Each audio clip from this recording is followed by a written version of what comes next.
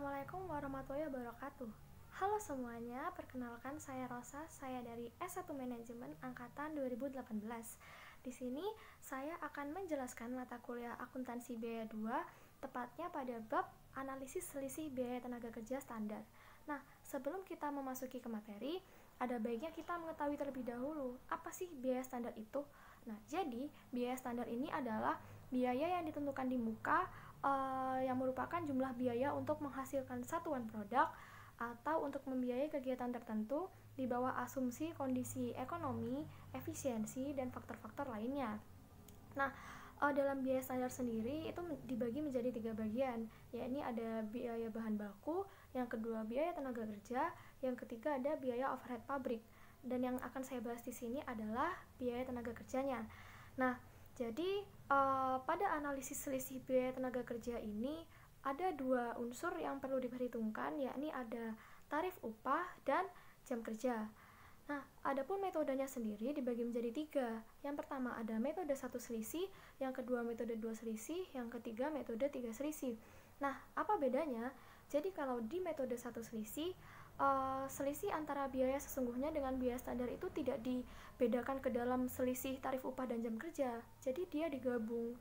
Nah, berbeda dengan metode 2 dan 3 selisih yang mana selisih antara biaya standar dan biaya sesungguhnya ini dibedakan ke dalam selisih tarif upah dan jam kerja itu sendiri.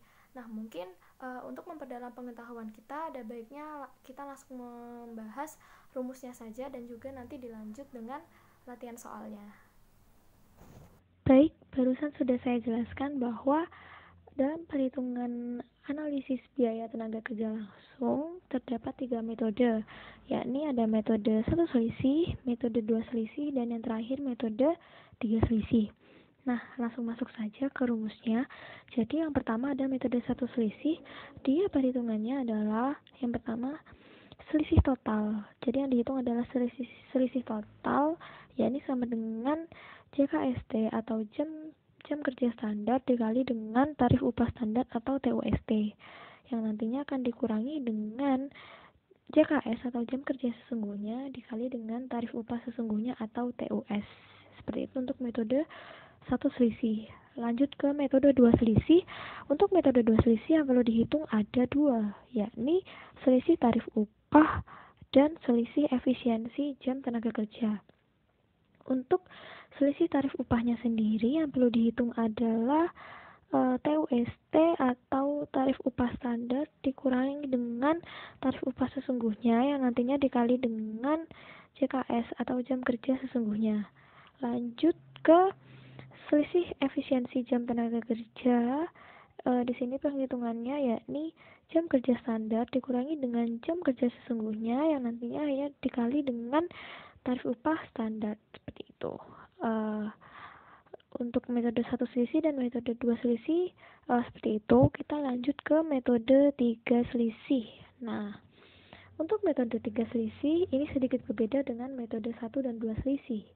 Jadi untuk metode 3 selisih di sini ada 4 tipe, yang mana 4 tipe ini tujuannya untuk kesesuaian pada setiap kasusnya. Jadi maksudnya jika ada sebuah kasus ya, nah itu tergantung mana yang bisa dipakai dari rumusnya. Jadi seperti misalnya soal itu tuh ternyata masuk ke ciri-ciri A. Nah, jadi dia gak cocok dan emang tidak relevan jika memakai rumus yang B seperti itu. Nah, jadi untuk metode 3 selisih di sini ya ada 4 tipe ini, A, B, C, D seperti itu. Langsung masuk aja. Untuk metode 3 selisih tipe yang pertama, yakni adalah tipe ketika kasus itu memiliki tarif upah dan jam kerja standar lebih kecil dari biaya sesungguhnya. Nah, jika seperti itu, maka yang perhitungannya yakni selisih totalnya yang pertama ya, selisih total sama dengan tarif upah standar dikurangi dengan tarif upah sesungguhnya dikali dengan jam kerja standar. Lanjut ke selisih maksud saya tadi ST ini adalah selisih tarif upah, bukan selisih total, mohon maaf. Nah, untuk SC ini selisih jam kerja yakni sama dengan jam kerja standar dikurangi dengan jam kerja sesungguhnya dikali dengan tarif upah standar atau TST. Lanjut ke selisih gabungannya, yakni selisih tarif upah dan jam kerja, yakni sama dengan tarif upah standar dikurangi dengan tarif upah sesungguhnya dikalikan dengan jam kerja standar dikurangi dengan jam kerja sesungguhnya, seperti itu. Nah, untuk tipe yang kedua adalah tipe di mana ketika kasus itu memiliki tarif upah dan jam kerja standar lebih besar dari biaya sesungguhnya.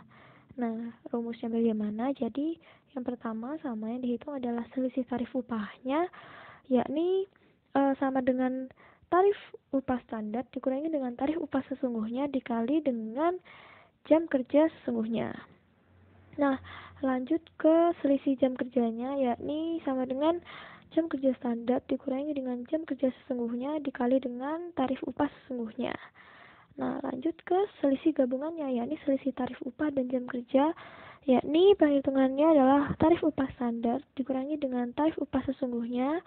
Nah, nanti dikalikan dengan jam kerja standar dikurangi dengan jam kerja sesungguhnya. Tuh, lanjut ke tipe C. Nah, di tipe C ini adalah kasus di mana tarif upah standar ini lebih rendah tetapi jam kerja standarnya itu lebih tinggi. Nah, jika seperti ini, maka penghitungannya cukup dengan menghitung selisih tarif upah dan selisih jam kerjanya saja. Jadi tidak perlu gabungan seperti ini. Nah, untuk selisih tarif upahnya sendiri rumusnya yakni tarif upah standar dikurangi dengan tarif upah sesungguhnya lalu dikalikan dengan jam kerja sesungguhnya. Lalu untuk selisih jam kerjanya yakni sama dengan jam kerja standar dikurangi dengan jam kerja sesungguhnya dikali dengan tarif upah standar. Nah, untuk tipe yang terakhir yakni adalah tipe ketika kasus itu memiliki tarif upah standar yang lebih tinggi dan jam kerja standar lebih rendah. Nah, rumusnya sama seperti kasus C, jadi yang dihitung adalah selisih tarif dan selisih jam kerjanya saja. Untuk selisih tarif, di sini rumusnya adalah tarif upah standar. Nah, ini mohon maaf, jadi maksud saya bukan ditambah tetapi dikurangi ya. Jadi tarif upah standar dikurangi dengan tarif upah sesungguhnya dikali dengan jam kerja standar. Untuk selisih jam kerjanya sendiri, yakni jam kerja standar dikurangi dengan jam kerja sesungguhnya dikali dengan tarif upah sesungguhnya, seperti itu. Nah, jadi nanti jika ada kasus dan diminta untuk menghitung itu ada 3 selisihnya, jadi perlu kita analisis dulu kasus itu masuk ke tipe yang mana. Jika masuk ke tipe A, berarti yang digunakan adalah rumus A. Seperti itu, teman-teman.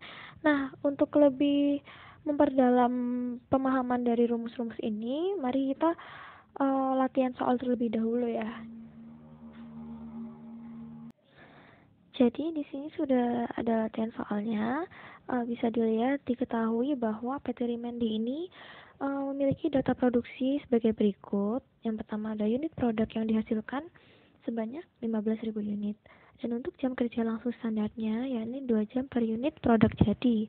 Dan untuk jumlah jam kerja sesungguhnya yakni sebanyak 30.250 jam. Dan untuk tarif upah standar per jamnya sebanyak Rp420. Dan untuk tarif upah sesungguhnya per jamnya sebanyak Rp450. Yang ditanyakan adalah susunlah selisih biaya tenaga kerja langsung dengan metode selisih 1-3. Nah, oke, langsung jawab aja. Yang pertama adalah metode satu selisihnya dulu. Tapi sebelum kita memasukkan ke dalam rumusnya, ada lebih baiknya untuk kita tuliskan terlebih dahulu diketahuinya. Nah, seperti ini. Agar kita tidak kebingungan, soalnya kan kalau baca soal gini masih bingung. Jadi kalau saya sarankan dibikin tabel seperti ini sih agar lebih gampang, seperti itu ya. Langsung, nah di sini kan sudah diketahui bahwa tarif upah standarnya Rp420, sesungguhnya Rp450 dan jam kerja standarnya 30.000. Nah, 30.000 ini dari mana? Dari sini. Dan kan di sini jam kerja langsung standarnya 2 jam per unit produk jadi. Sedangkan produknya sebanyak 15.000 unit. Maka 2 dikali 15.000 ketemu 30.000. Dan jam kerja sesungguhnya sebanyak 30.250 jam, seperti itu. Langsung masuk ke rumusnya ya. Seperti rumus yang sudah saya paparkan sebelumnya, untuk metode satu selisih, kita menghitung ini selisih totalnya, yakni 30.000 yang merupakan jam kerja standar dikali dengan tarif upah standarnya sebanyak 420, nanti dikurangi dengan jam kerja sesungguhnya sebanyak 30.250 dikali dengan tarif upah sesungguhnya yakni 450. Langsung ketemu 12.600.000 dikurangi dengan 13.612.500. Oh iya, itu nolnya kelebihan. Mohon maaf, nolnya kelebihan 1. Nah, jadi di sini maksudnya 13.612.500. Nah, ketemu negatif 1.012.500 yang mana berarti 1.012.500 di sini itu adalah rugi, seperti itu. Langsung lanjut ke metode dua selisihnya ya. Nah, untuk metode dua selisihnya ini kan sama aja nih yang diketahui. Nah, langsung masukin aja metode dua selisihnya. Yang pertama adalah selisih tarif upah. Selisih tarif upahnya yakni langsung hitung aja tarif upah standar sebanyak Rp420 dan untuk tarif upah sesungguhnya sebanyak Rp450 dikurangi lalu dikali dengan jam kerja sesungguhnya sebanyak 30.250. Ketemu negatif 907.500.